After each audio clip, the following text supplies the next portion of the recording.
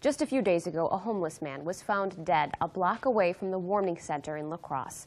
Law enforcement says he had a history of alcoholism and was in and out of jail multiple times. His death is raising the question, what help is out there in our community for the homeless to change their life cycle? News 8's Carrie Vick is here with the story.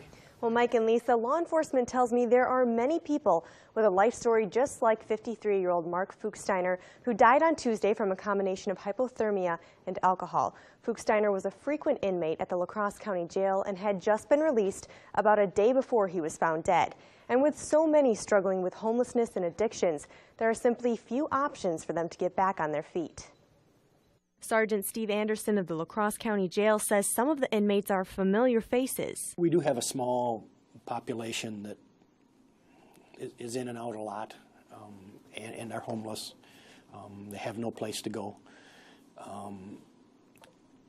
Unfortunately, their standard of living is higher in the jail than it is on the street. Of the more than 1,500 bookings this year, more than 150 of them are homeless. Many of them with similar stories to Mark Fuchsteiner, who died from hypothermia and alcohol on Tuesday. I could probably give you half a dozen or a dozen names that would fit the same scenario. And like Fuchsteiner, some just don't seem to want to leave. Do you have people actually requesting to stay in jail?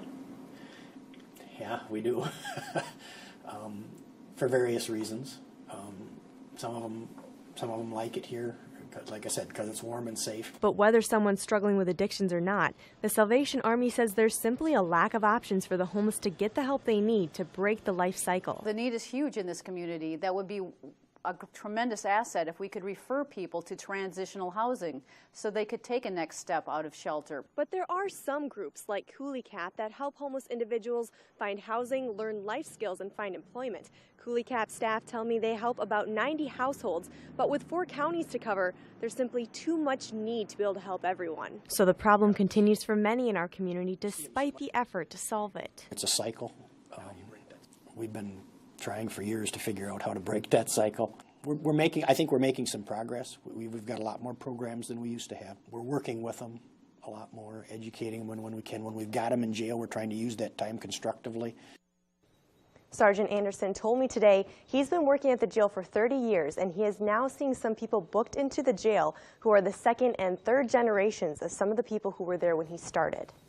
Thanks, Carrie. The YWCA also provides transitional programs for homeless women in our community. The YWCA staff say they are always more applications for their programs than they have the capacity to help.